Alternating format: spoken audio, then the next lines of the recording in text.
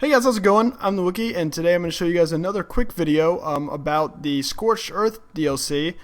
This one is going to actually be about the Adobe structures once again. So in my last video you saw the destruction test of Adobe, and you saw that it's very weak.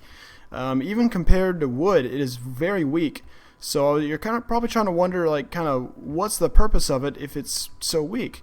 Well, as you can see right here on the outside, I got 0 hypothermal and 0 hyperthermal, but once I walk inside of this lovely little building here, you can see my hyperthermal and hypothermal and hyperthermal are going to jump up to 393 hyperthermal and 112 hypothermal insulation. So you're actually going to get a humongous buff against the heat when building with Adobe structures. So there's just a humongous bonus to building with this that will keep you from overheating yourself. And as we can see over here, I'm going to demonstrate each of these really quickly so that you guys can just see what kind of buffs and debuffs each of these structures give you. And I'll go ahead and tell you the thatch does about half as good as the Adobe. So it does give you buffs, but it gives you about half as much of a buff as the Adobe. So it may be a little more practical in certain circumstances to actually build with that instead of Adobe, because it's easier to acquire. Thatch building is much easier to acquire.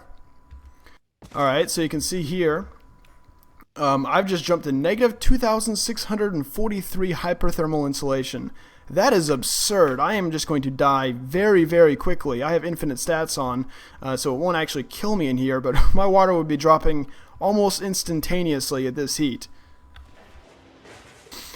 Next up, we have the stone we have the stone little piece here, and I'm going to go ahead and give myself another stone wall really quickly because I actually despawned it. It's area code is 311.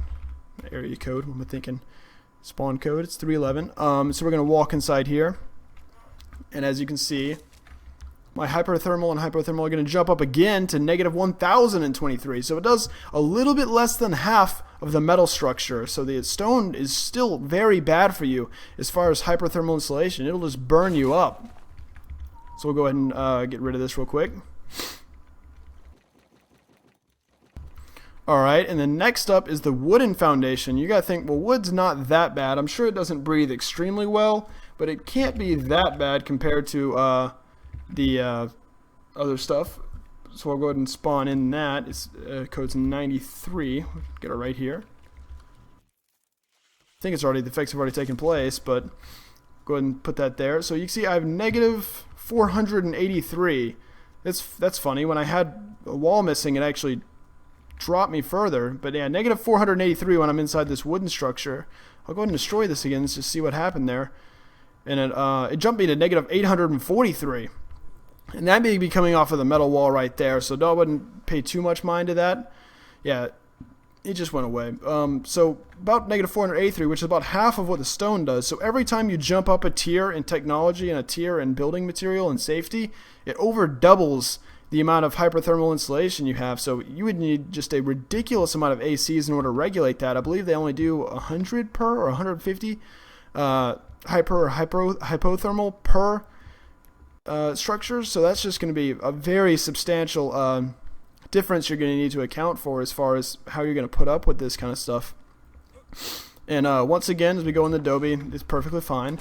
But I've devised a little bit of a solution up until they patch it, of course, because they may decide to patch this little solution I've come up with for the meantime. But if you come in here, you can see that it's a completely metal structure on the outside, but it's actually Adobe on the inside.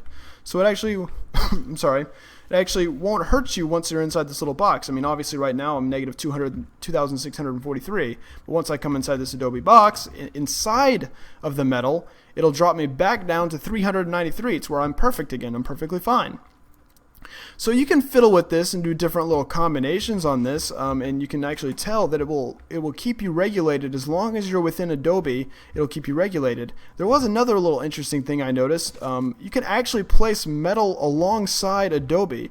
So if you actually place it right, you can actually get the Adobe on the inside and metal on the outside.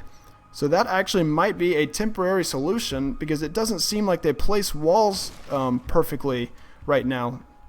So you can see right there, I obviously replaced something of Adobe, but and that one too. But if you place them right, you can actually get it to where it's metal on the outside and Adobe on the inside. See, this one's Adobe on the I'm sorry, let me set the time of day.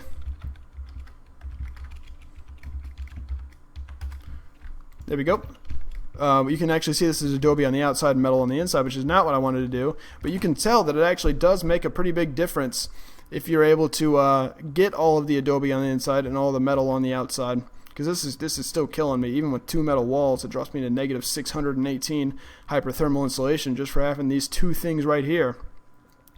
So please let me know what you guys think about this humongous nerf to metal buildings and stone buildings and whatnot, and how it's really going to affect PvP balance in all of these servers, because you're no longer going to be able to have metal mazes throughout your base unless you can place them just right with the Adobe stuff in order to have Adobe on the inside, metal on the outside, which is definitely possible if you can place it right. But anyways, guys, let me know what you think about that.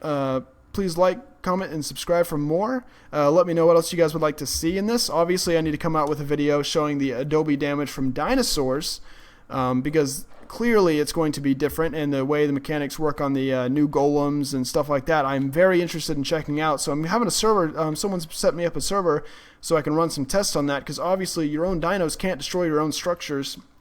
And if I were to get wild dinos to just come attack them, it'd be very hard to tell what kind of damage percentages they have and kind of derive how much damage is coming off based on their levels and whatnot. But anyways, guys, thanks for watching once again. Be sure to like, comment, subscribe for more, and I guess I'll see you guys next time.